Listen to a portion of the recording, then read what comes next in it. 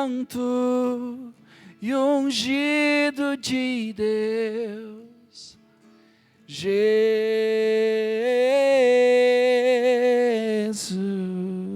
cante isso. Jesus,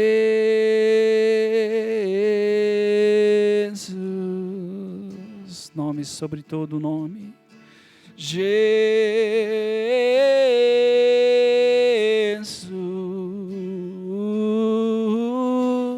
Santo e ungido de Deus, Jesus,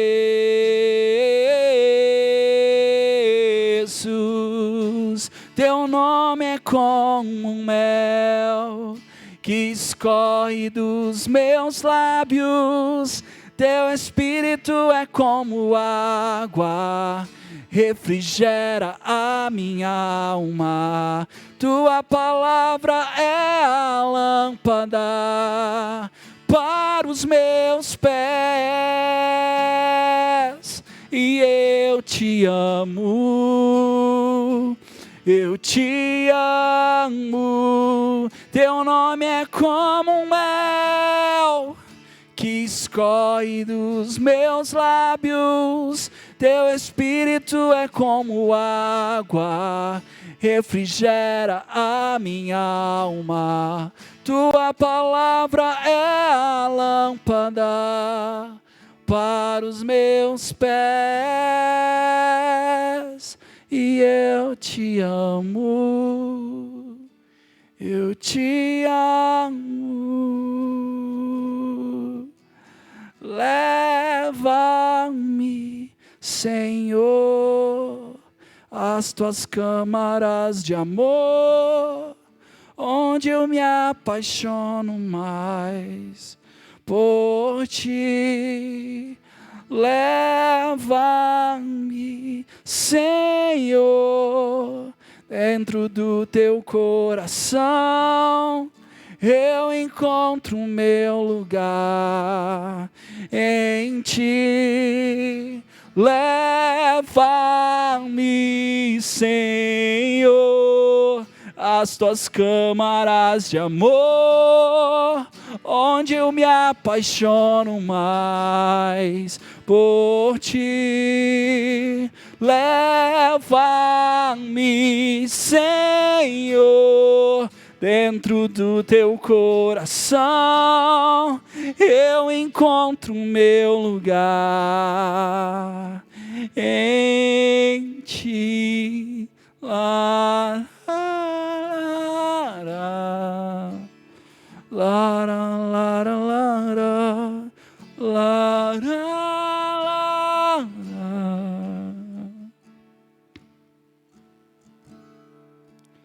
Teu nome é como um mel que escorre dos meus lábios, teu espírito é como água, refrigera a minha alma.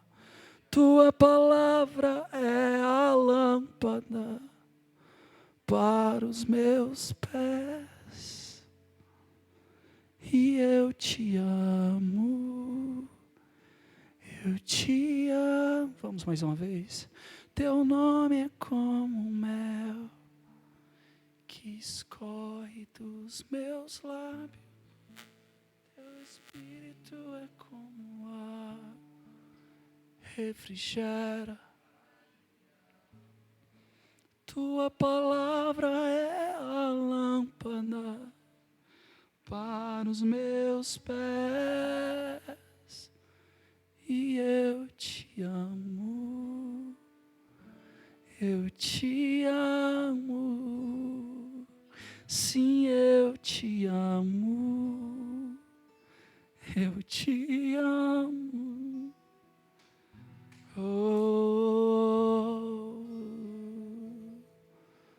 Oh, Jesus, nós amamos a sua presença, Senhor. Nós amamos a tua palavra. Para quem iremos nós, Senhor? Para quem iremos nós? Só Tu tens as palavras de vida eterna, Senhor. Nós nos achegamos diante de Ti. Nós derramamos, Senhor Jesus, as nossas vidas. Senhor, nós não temos nada de valioso, Senhor, para Te entregar. Somente os nossos pecados. Os nossos corações, Senhor Jesus, tão duros. Que Ezequiel 36, Senhor Jesus, seja verdade em nós. Faz essa cirurgia em nós, Senhor. Tira de nós o coração de pedra e nos dá um coração de carne, Senhor. Nos dá um espírito novo, Jesus. Como a Tua palavra mesmo diz, por amor de Ti, Senhor. Por amor de Ti. Nos dá um coração como o Teu, Senhor. Um coração rendido. Nos dá um coração como o Teu, Jesus. Um coração humilde. Um coração que ama fazer a vontade do Pai. Nós Te pedimos, Senhor Jesus. Nós Te pedimos, nós queremos ser parecidos contigo, Senhor. Obrigado, Pai, pela Tua bondade. Obrigado porque o Senhor está aqui, Senhor. Pela Tua presença. Obrigado, Jesus. Obrigado.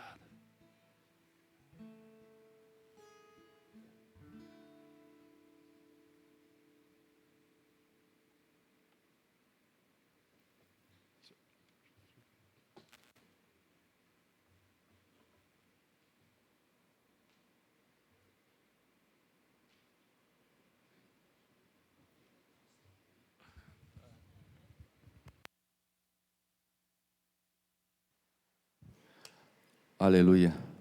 A graça e a paz do nosso Senhor Jesus, amém? O enviado do Paulo Gouveia, amém?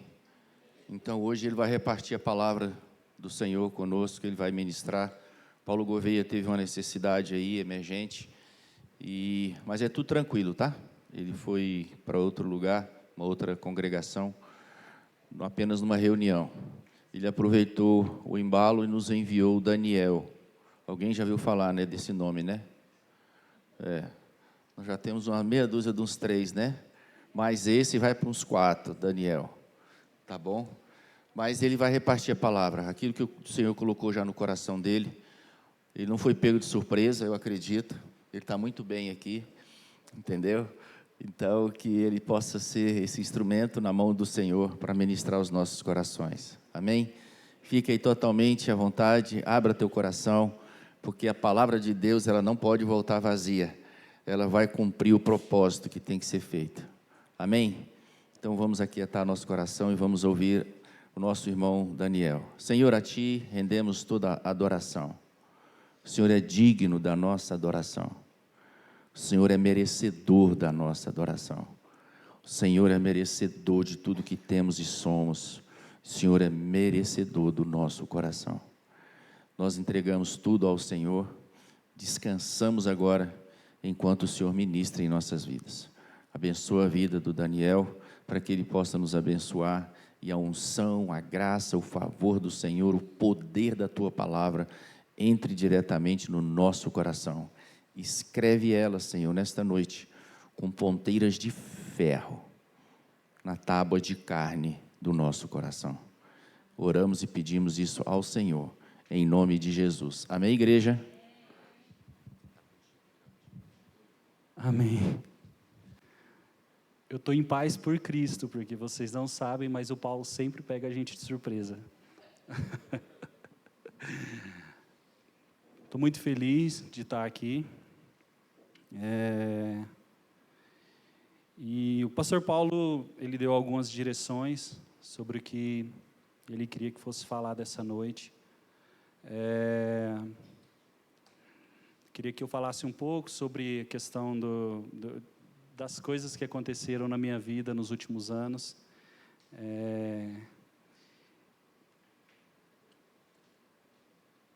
Então eu queria começar com 1 João 2, verso 15.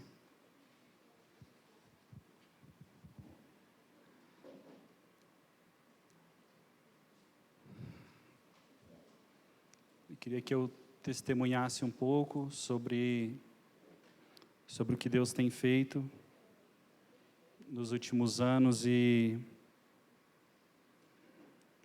amém. Todos abrimos.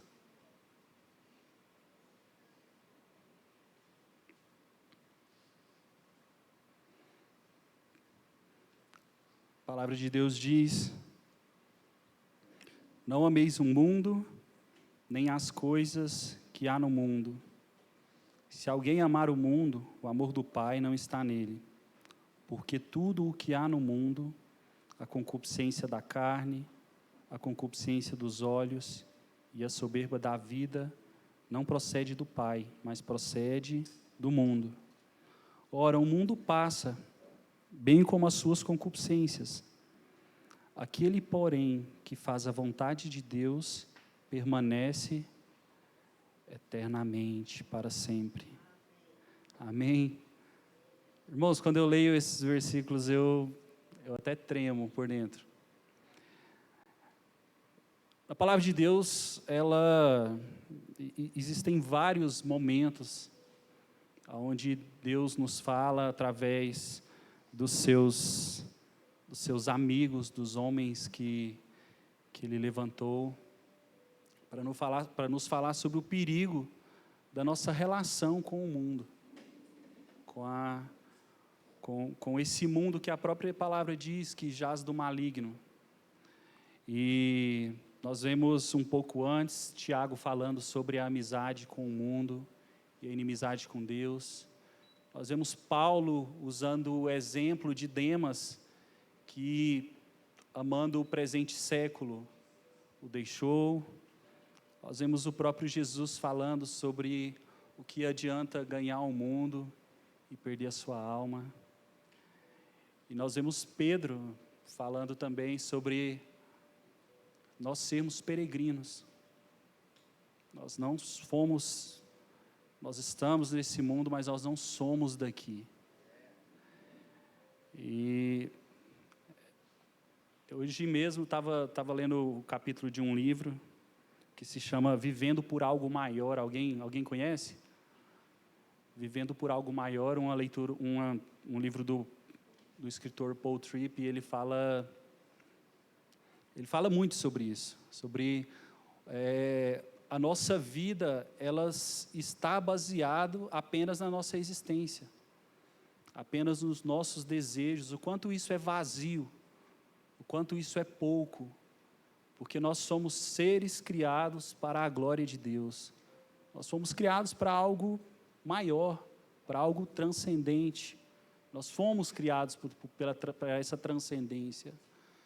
E a palavra de Deus mesmo nos diz que Ele colocou em nós desejos pela eternidade. Então, viver essa vida da forma rasa como nós temos vivido os últimos anos, os últimos séculos, não sei.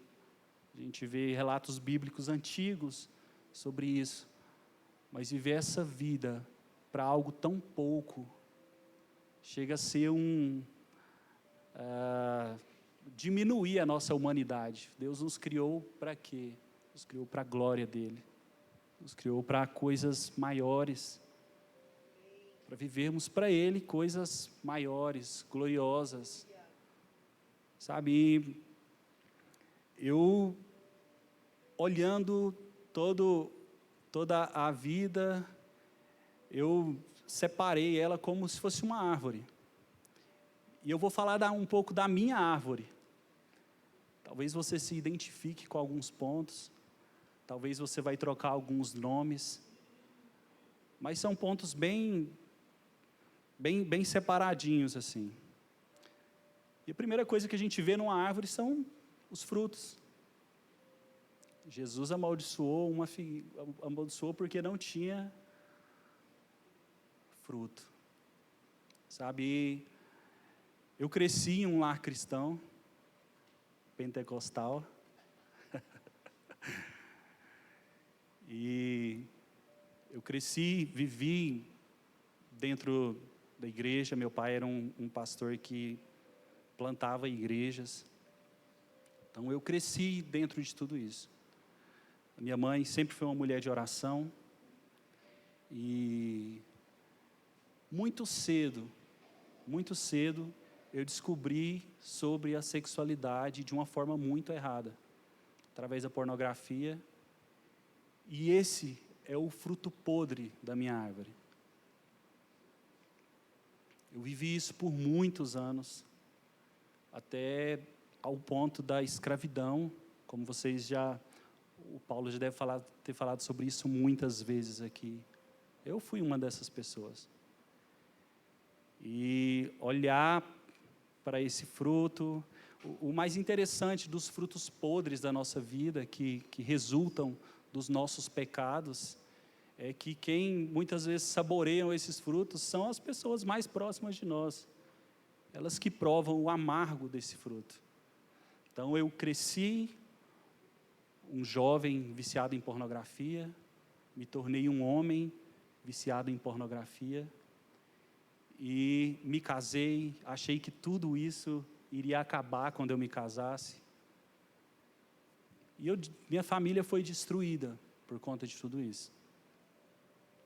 Tenho os meus filhos que Deus me deu e que são uma bênção na minha vida.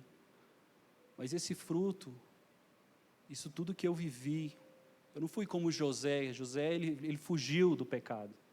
José, ele correu, e a Bíblia fala assim que quando a mulher de Potifar foi agarrar ele não pensou, meu Deus, Potifar vai ficar sabendo disso aqui. Ele não pensou, acaso faria eu tal atrocidade contra o Senhor? Ele não estava pensando no que é humano, no que é terreno. Ele estava pensando na desonra que isso seria para Deus. Sabe, eu nunca pensei nisso. Essa é a realidade da minha vida. Eu vivi isso dentro da igreja, como um bom cristão, né? Que a gente tem essas, mas por dentro podre. E o galho da minha árvore era a depressão. Obrigado. E vivi pela depressão por muitos anos. Por muitos anos, tomei muitos remédios, já fui muito no psicólogo. E a depressão, ela alimentava o meu pecado sexual, e o meu pecado sexual alimentava a minha depressão. Eu pecava por estar triste e ficava triste porque eu tinha pecado. E eu vivia um ciclo que para mim era impossível de sair. Era impossível. Se não fosse com a ajuda de homens como o pastor Paulo, o pastor Ayrton, que o Senhor colocou na minha vida para me mostrar que um caminho que eu não enxergava, e vocês vão entender o porquê eu não enxergava isso. Mas a depressão, ela quase me tirou a vida. E hoje eu olho para tudo isso e falo sobre isso, mas era algo que era muito difícil para mim falar. Então o fruto, ele foi o pecado sexual, que destruiu parte da minha vida. Os ramos, os galhos, foi a depressão, que também quase me matou. E o tronco, digamos que a parte mais forte de uma árvore, foi o meu orgulho. E eu achava que o orgulho era a raiz do pecado. Não, o orgulho era só o tronco. Sempre fui muito orgulhoso. Não aquele orgulho de arrogância, quando a gente fala de alguém orgulhoso, não, eu era um orgulhoso muito velado. Muito velado. Nunca gostei da ajuda das pessoas para fazer as coisas. E eu sempre pensava, eu vou construir a minha vida. Eu vou construir a minha vida, eu vou seguir a minha vida. Eu não fui alguém que se entregou totalmente ao Senhor. Eu lembro muito de Amazias. A Bíblia fala que Amazias, ele fez o que era reto perante os olhos do Senhor, mas não fez com inteireza de coração. Eu nunca coloquei meu coração nas coisas que eu fazia, porque meu coração era dividido. Meu coração nunca estava só em Deus, meu coração ele estava cheio de orgulho, e não era um orgulho de literalmente me sentir orgulhoso pelas coisas que eu fazia. Pelo contrário, eu achava que eu sempre estava recebendo menos do que eu realmente tinha que receber. Eu vivia a base de um orgulho, de autocomiseração muito forte. E eu vivi isso por muitos anos. Muitas pessoas sofreram com isso. Muitas pessoas próximas, minha família, por dentro desse orgulho. E era uma estrutura muito forte que, quando eu vim para a Pearl Life, Paulo começou a trabalhar isso comigo, mas era algo tão velado que eu mesmo não entendia, não conseguia ver. Às vezes o Paulo me falava algumas coisas, eu falava, cara, esse cara está muito maluco. Orgulho. E ele foi trazendo, o Senhor foi usando ele para trazer luz para tudo isso. E eu entro na raiz da minha árvore, que quando eu descobri, para mim foi um choque. E ela vem, ela se engloba em 1 João, que é a impiedade. A gente vê, a palavra de Deus fala muito sobre ser ímpio, sobre quanto Deus odeia o ímpio, sobre, sabe, o povo de Israel e os ímpios. Nós vemos no livro dos Salmos falando muito sobre o ímpio e o ímpio. Meus irmãos, e quando eu descobri que eu era um ímpio, quase que eu morri. Alguém tem alguma noção do que seja impiedade? Alguém quer chutar? Ou vocês sabem? O que vocês acham que é impiedade? Não me venham com o contrário de piedade. Tem um autor que eu gosto muito, o pastor Paulo também gosta, que chama Jerry Bridges. Ele definiu a impiedade como qualquer coisa que nós fizermos na nossa vida sem levar Deus em consideração, sem levar Deus em conta. Quando Deus não faz parte das nossas decisões, quando Deus não faz parte dos nossos sonhos, do que nós desejamos, do que nós planejamos. Eu me identifico muito com isso. Não sei você, mas foi onde eu descobri que essa era a raiz de todo o pecado na minha vida. Sabe, irmãos, levar uma vida sem levar Deus em conta é como se nós fôssemos ateus.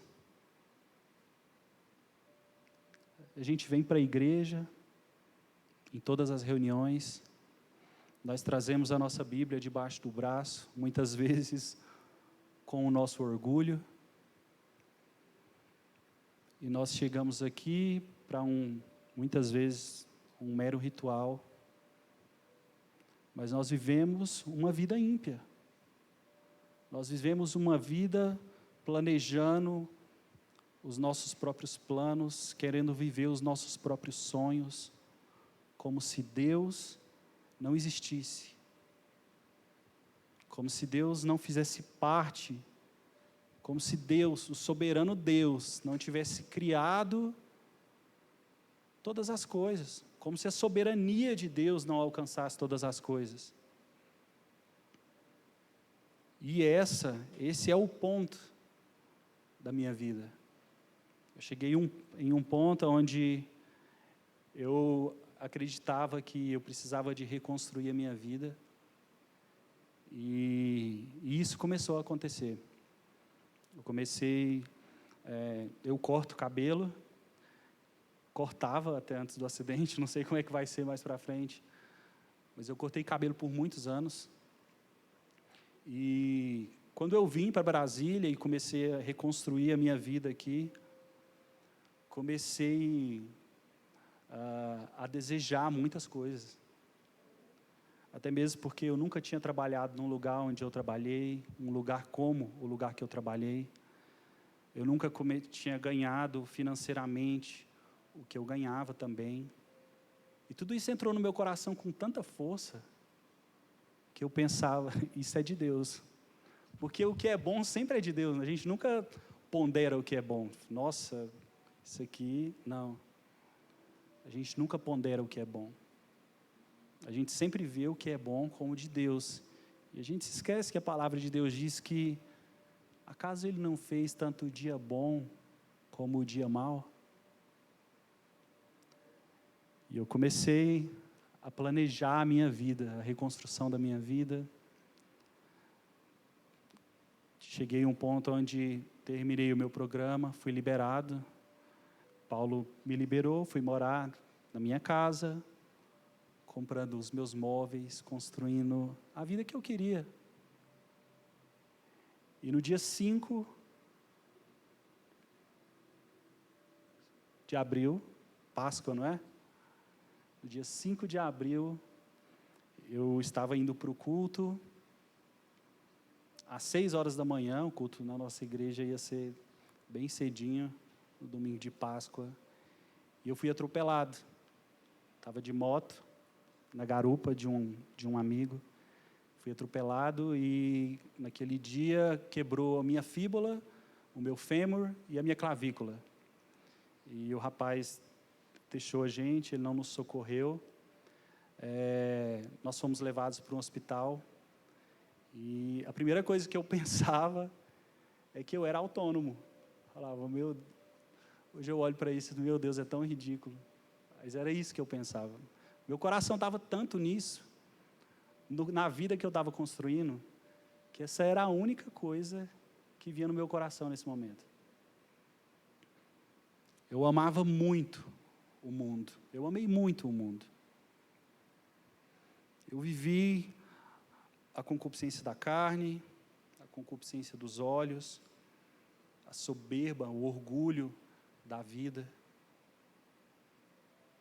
E eu fiquei naquele hospital,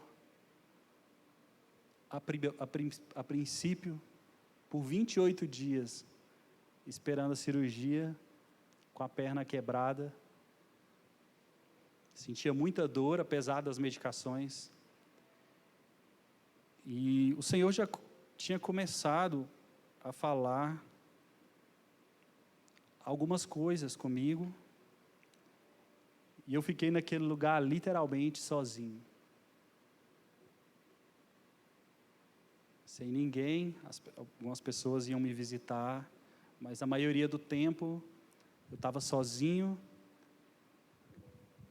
E eu me perguntava, por quê, Senhor? E Ele não falava nada. Ele não falava nada.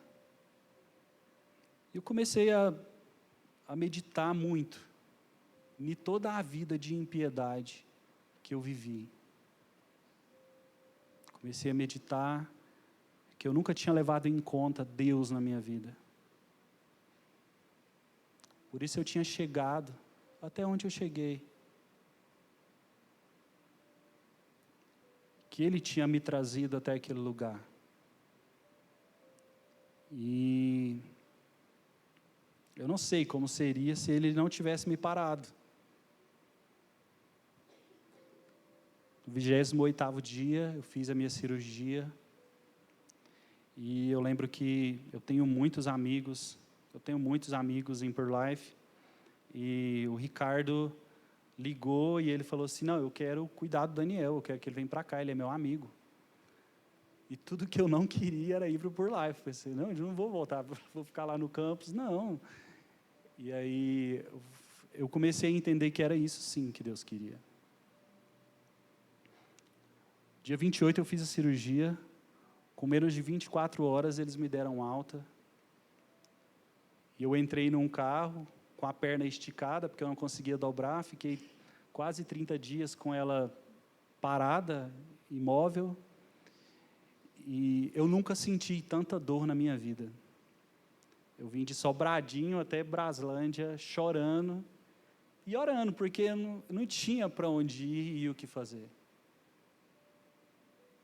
Meu coração, eu chorava diante de Deus, falava: Senhor, eu não sei o que o Senhor vai fazer.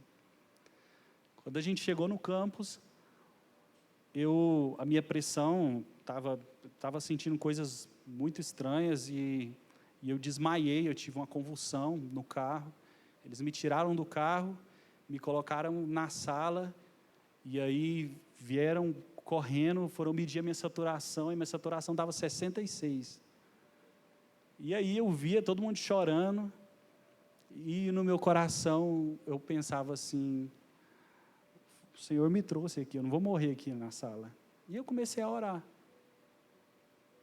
Porque eu pensava: não, se o Senhor me trouxe aqui, Ele está querendo fazer alguma coisa. E tem uma oração que a gente faz lá por Life, que se chama Coleta pela Pureza. Não sei se o Paulo já falou aqui, mas é uma oração puritana, onde eles repetiam, e eu sem força comecei a repetir, falava: onipotente Deus, que vês todos os corações, conheces todos os desejos, e para quem segredo algum está oculto, purifica os nossos corações com a inspiração do Teu Espírito Santo, para que Te amemos com perfeição e dignamente glorifiquemos o Teu santo nome. E era só isso que eu sabia falar.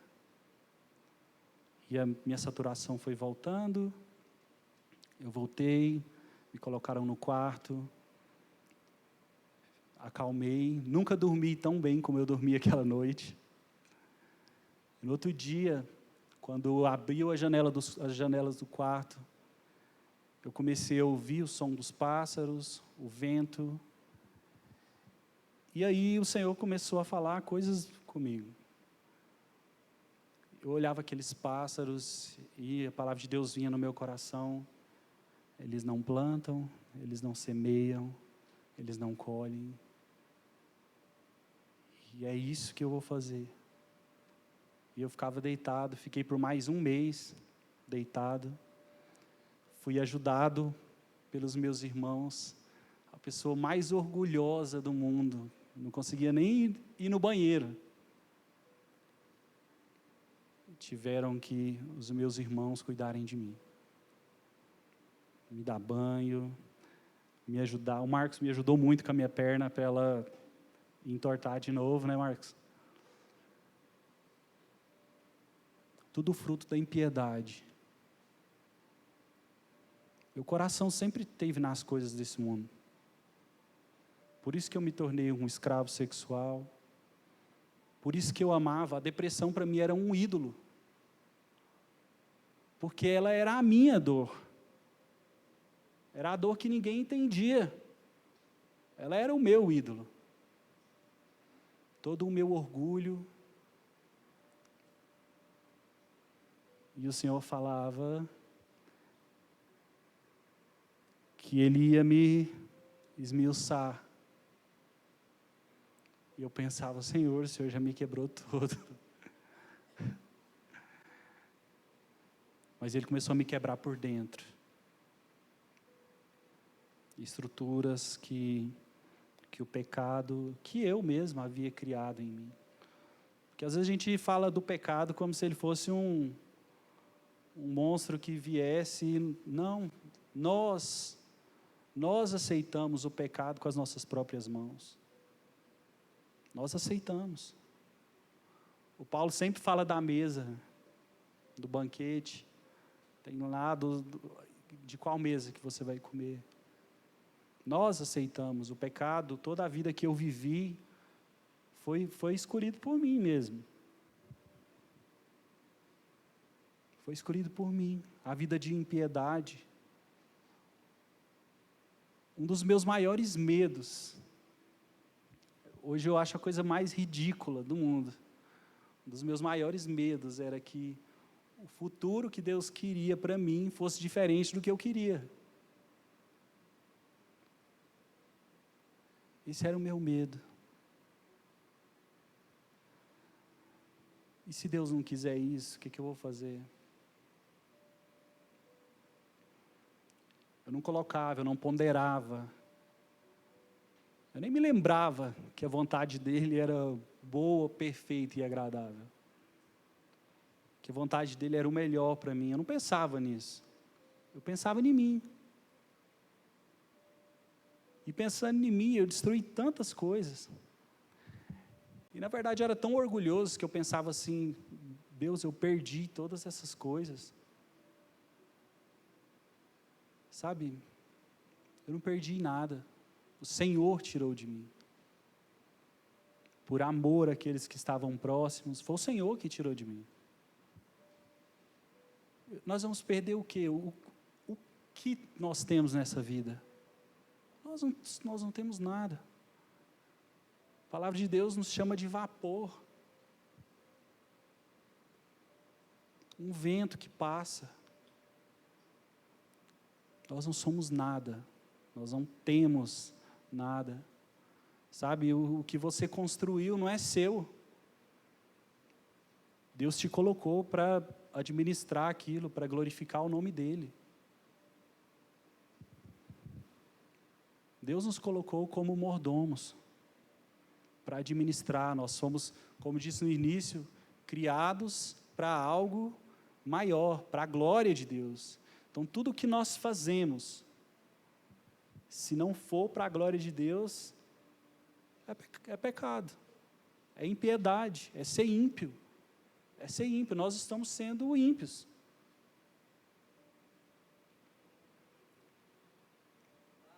Existiram algumas situações onde o pastor Paulo me confrontou muito a respeito de tudo o que eu sentia, de tudo o que tinha acontecido, a respeito do acidente, a respeito da minha vida. Existiam algumas perguntas, tipo: Daniel, o que você vai fazer da sua vida? Antigamente eu prontamente responderia, tinha tudo planejado. Eu não sei.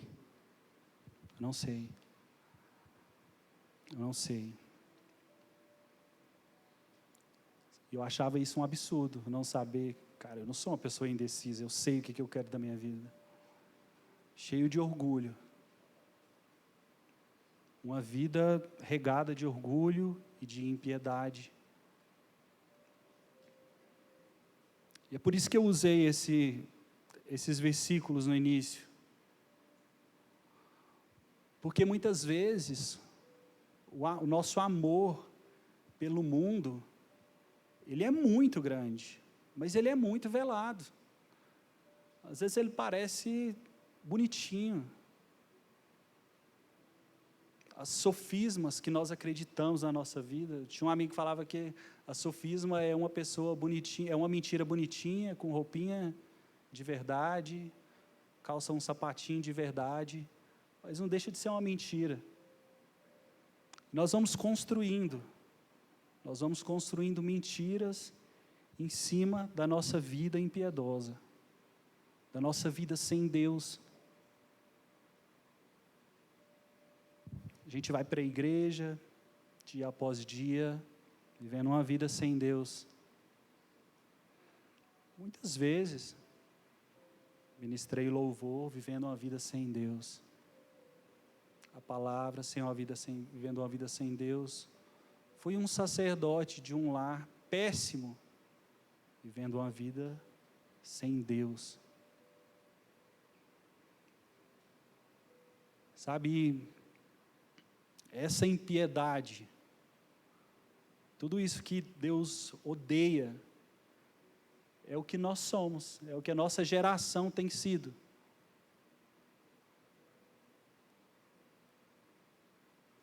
Eu vou te fazer uma pergunta simples, não precisa responder, mas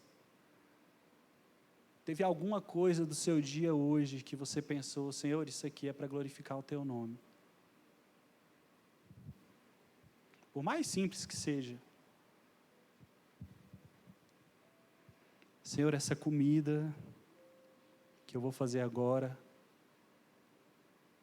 o meu trabalho,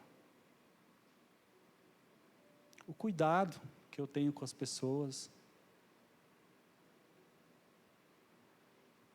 Irmão, se, por exemplo, a respeito do cuidado com as pessoas,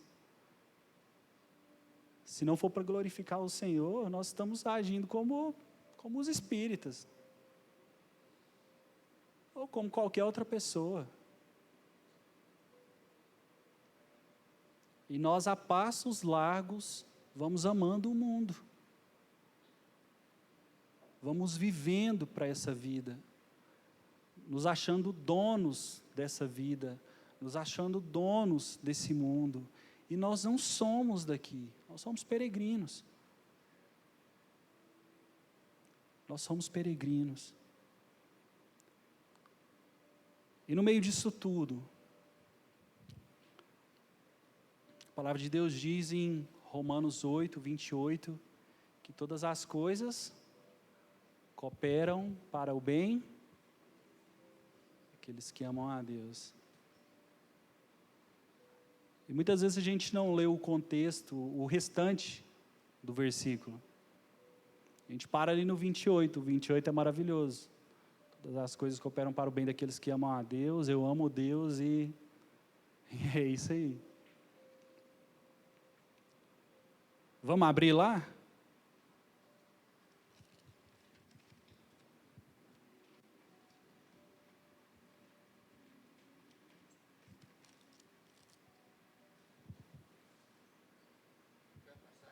Romanos 8, 28 e 29.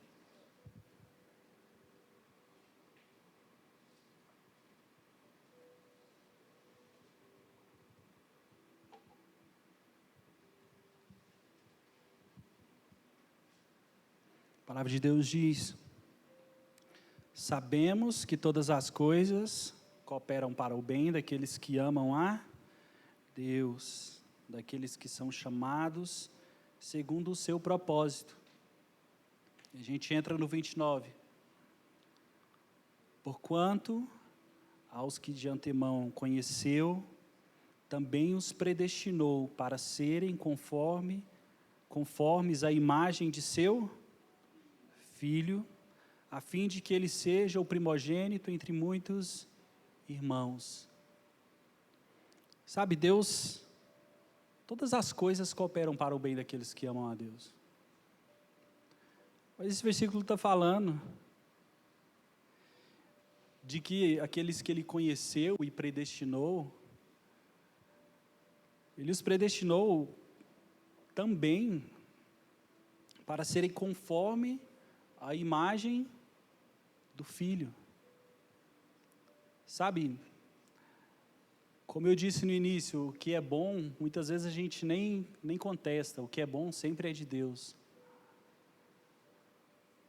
Mas, irmãos, o bem que Deus faz nas nossas vidas é para nos fazer a imagem do Filho dele. Sabe, e o bem, ele não é você ter um emprego melhor ou ganhar mais. Às vezes o bem, ele vai vir de formas que inimagináveis. Às vezes o bem, ele pode vir vestido de dor.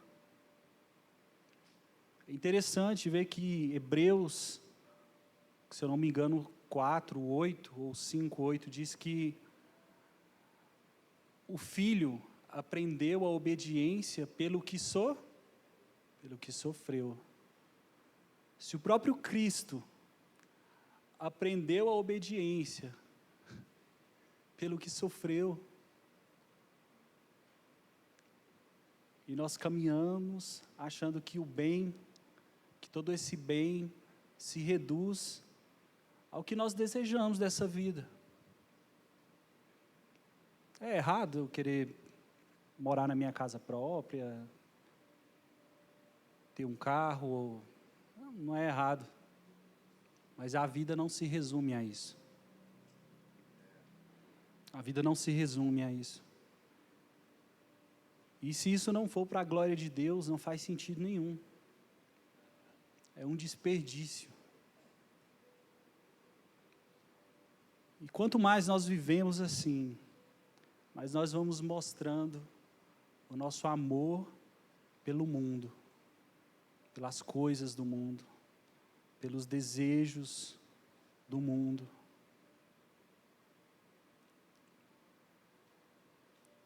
Isso tudo foi muito forte para mim. Porque, como eu disse, tanto orgulho que eu nunca percebi isso, que eu nunca tinha levado Deus em consideração. Existe algo que o Paulo me falava que eu achava loucura, porque eu nunca tinha entendido. Ele falava, cara, nunca faltou provisão, nunca faltou graça, faltava caráter. E eu pensava, meu Deus, como assim? Faltou caráter? Porque quando a gente fala de caráter, a gente fala do quê? Fala, fulano é sem caráter. A gente pensa, fulano roubou, fulano... A gente pensa algumas coisas ruins, né? Um olhozinho ali, uma meia dúzia de coisas ruins. Mas não existe caráter fora de Cristo. E eu nunca fui parecido com Cristo. Em nada.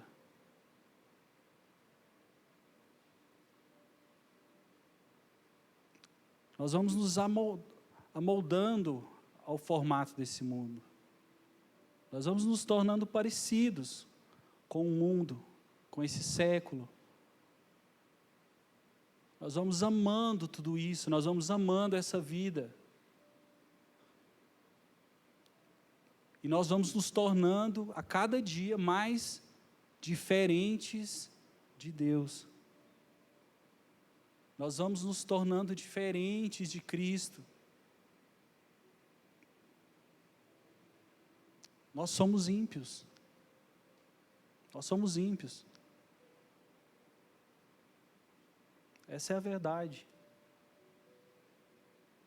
Nós somos ímpios. Mas o Senhor, Ele nos convida a sair disso. Sabe, tudo que existe nesse mundo vai passar. E como diz a palavra, as concupiscências, todos esses desejos. Mas ele termina com, mas aquele que, porém, que faz a vontade de Deus, permanece para sempre, permanece eternamente. Não existe outro sentido para a nossa vida, a não ser fazer a vontade de Deus. Sabe, hoje, olhando para tudo isso, o Paulo me falava essas coisas há alguns anos, e eu pensava que o Paulo era louco. Falta em nós o caráter de Cristo, irmãos. Falta em nós o caráter de Cristo. Se o próprio Cristo glorificou a Deus através da sua morte, por que eu não glorificaria a Deus através do meu acidente ou de qualquer coisa ruim que aconteceu na minha vida? Ou que pode acontecer na sua? Nós somos chamados para glorificar a Deus. O coração de Cristo pulsava por fazer a vontade do Pai. Pulsava. E nós não paramos para ponderar as coisas mais simples da nossa vida. E eu já citei Demas, quando Paulo fala que Demas, amando esse presente século, me deixou. Pensa, Demas amando aquele presente século, lá atrás. Que chance teríamos nós? Nós amamos o mundo ou não? Nós amamos esse mundo ou não? Nós amamos essa vida. Nós amamos as glórias que essa vida dá. Mas tudo isso vai passar, irmãos. E só tem uma coisa que a palavra diz que permanece para sempre: a vontade de Deus. Já parou para pensar sobre a vontade de Deus para a sua vida?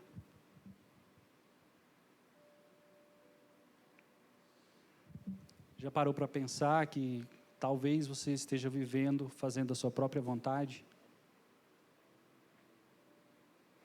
com o discurso, com o belo discurso de que está fazendo algo para Deus.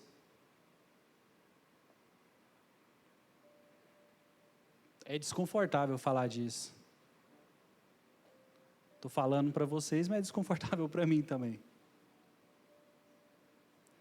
Porque volta e meia, eu me pego querendo voltar pelo caminho que eu fiz e pegar todas as coisas que eu joguei no chão.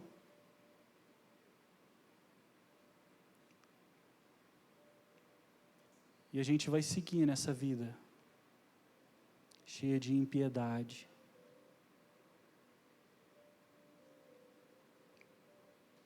E em oração eu falava: Senhor, eu não quero que o Senhor chegue naquele dia e fale que o Senhor não me conhece. Esse dia vai chegar, irmãos. Esse dia vai chegar. E quando esse dia chegar, que parte nós temos com Deus? Que relacionamento nós temos com Deus? Eu não te conheço. Eu não te conheço. Eu não te conheço. A gente devia ter medo disso. Engraçado que hoje a gente ouve muito pouco as pessoas falando sobre a volta de Jesus. Mas eu lembro quando eu era criança de passar no terminal e tinha um homem que eu tinha até medo dele, que ele ficava gritando. Eu chegava perto da minha mãe e ele gritava: Jesus está voltando, vocês vão para o inferno. Eu falava: meu Deus. Jesus está voltando e nós amamos esse mundo. Nós amamos esse mundo. Sabe, existem muitas pessoas, muitos, que levam uma vida de aparência.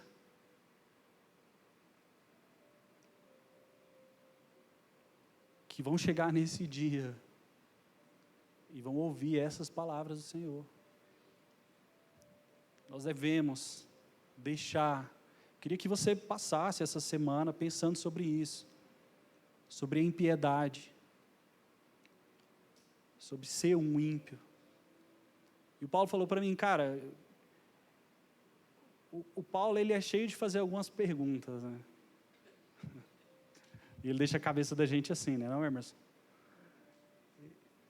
Um dia ele falou assim: qual guerra que você precisa de perder? Eu falei: cara, eu não dormi, na verdade, aquela noite pensando nisso. E eu fui orar sobre isso. Qual guerra que eu precisava perder? E eu comecei a orar, falei: Senhor, eu não entendi nada. Que guerra é essa que eu tenho que... não estou em guerra.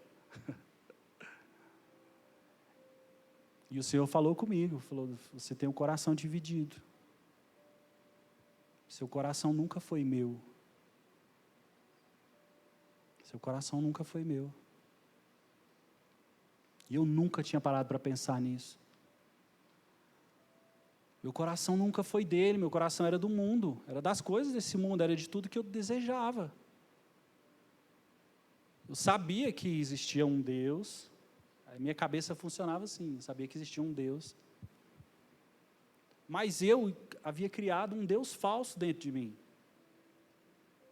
Onde tudo que dava errado, eu culpava o Deus Todo-Poderoso. Porque eu nunca tinha levado em conta que a vida que eu estava vivendo não era a vida que Ele queria para mim.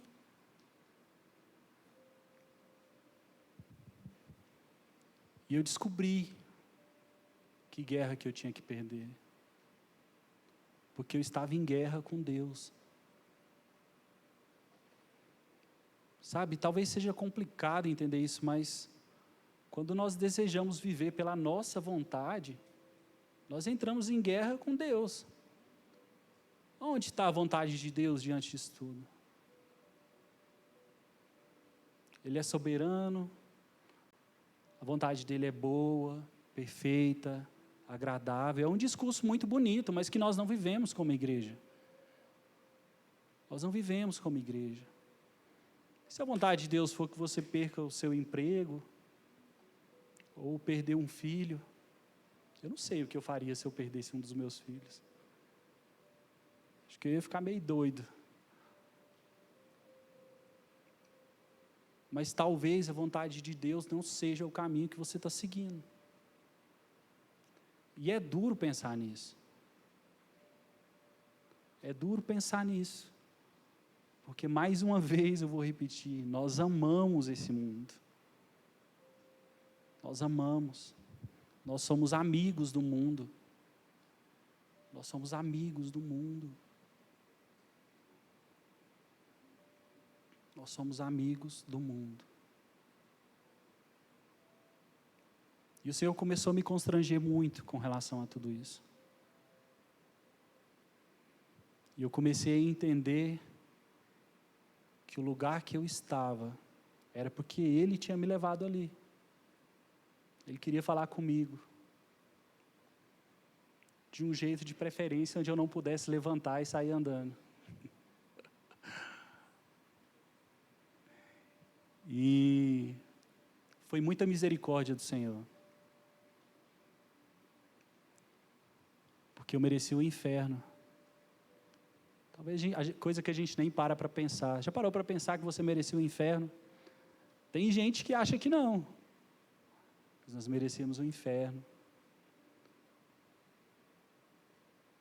Se Cristo não tivesse sido o alvo da justa ira de Deus, era sobre nós. E não tem nada que nós poderíamos fazer. Não tem nada. Davi fala isso no Salmo 51. O Senhor teria sido tido por justo.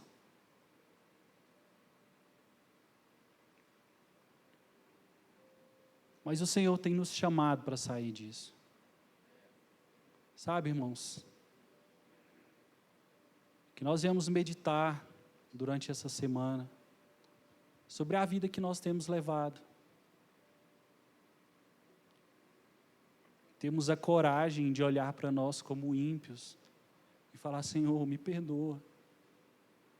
Me perdoa porque eu nunca fiz nada para glorificar o Seu nome. Tudo o que eu fiz foi pela minha vontade, foi pelo meu desejo, foi porque eu achava que era certo, ou porque foi alguma coisa que alguém falou que ia ser bom, que ia dar dinheiro. Foi porque as pessoas acharam que seria bom.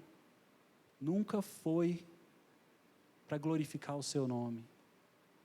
Irmãos, e tudo o que Deus faz é para o nosso bem e para a glória dEle. Nós não conhecemos a história. Nós não conhecemos. A gente surta com o presente. A gente não sabe lidar com o passado. A gente não sabe lidar com o passado. A gente enche a nossa cabeça com um futuro que não existe.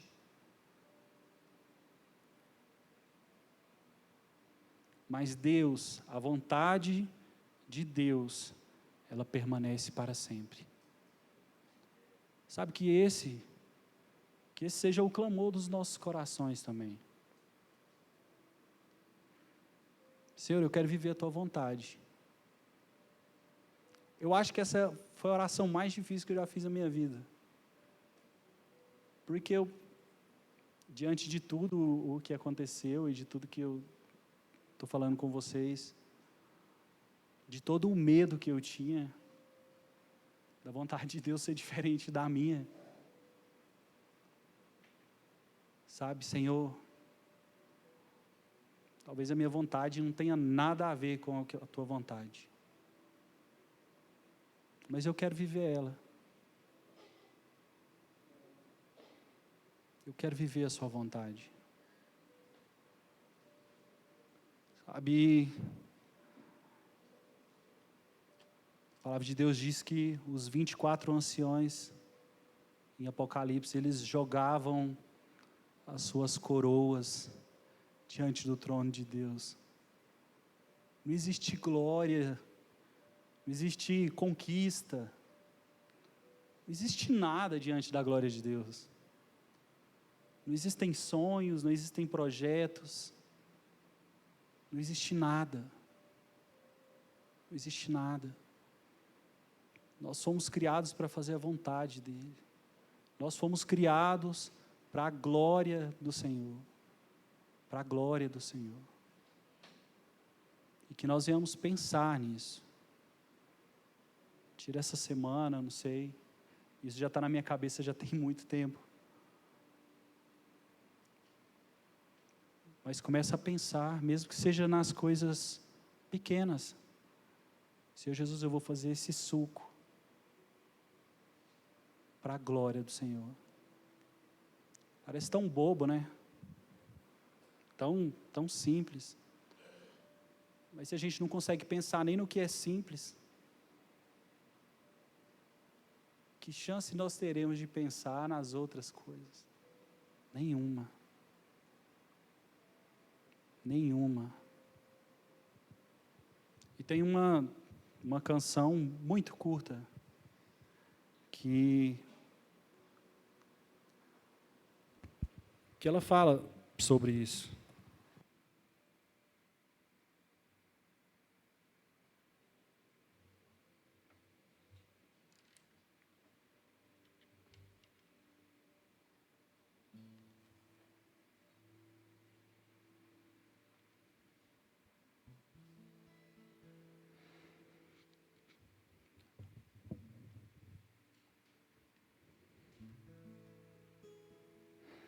Que tudo que nós vivemos, tudo que nós sonhamos e planejamos, que toda a vida que nós desejamos, sabe, irmãos, que nós venhamos ter a coragem de lançar tudo isso diante dos pés do Senhor.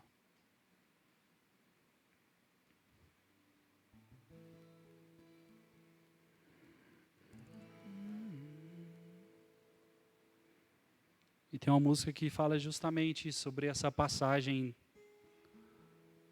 dos 24 anciãos. E ela diz: Senhor Jesus,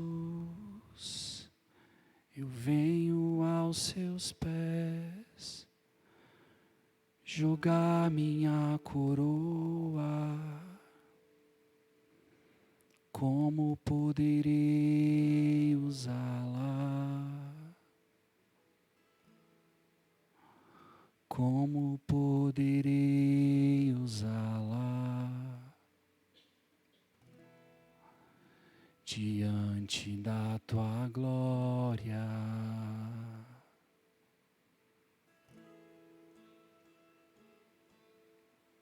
Senhor Jesus, eu venho aos seus pés, jogar minha coroa. Como poderei usá-la? Como poderei usá-la diante da tua glória?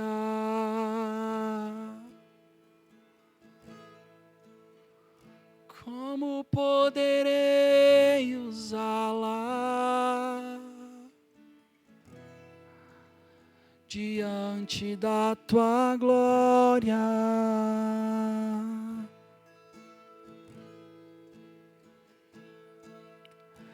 Senhor Jesus,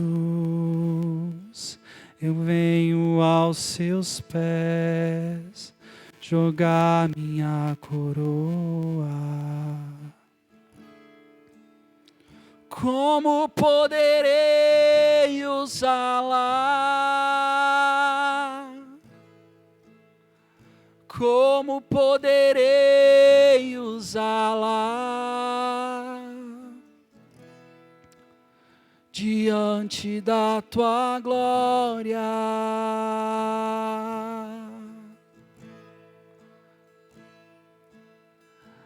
Senhor Jesus, eu venho aos seus pés, jogar minha coroa. Como poderei usá-la?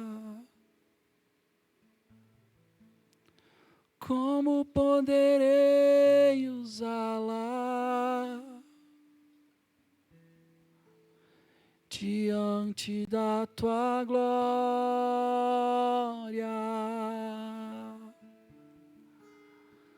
Como poderei usá-la diante da tua glória? Oh, Senhor Jesus, Senhor, nós te entregamos os nossos sonhos, os nossos planos, a nossa vida, Senhor, tão regada de impiedade.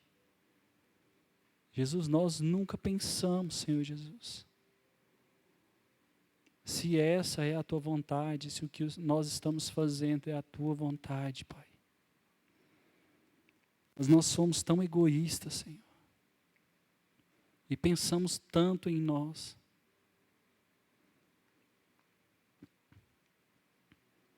Leva o nosso coração, Jesus. Leva o nosso coração e transforma-nos. Transforma-nos e faz-nos parecidos contigo, Senhor. Perdão, Senhor, porque nós amamos esse mundo. Nós amamos as coisas que existem nesse mundo. E nós temos tomado esse mundo como nosso, Senhor.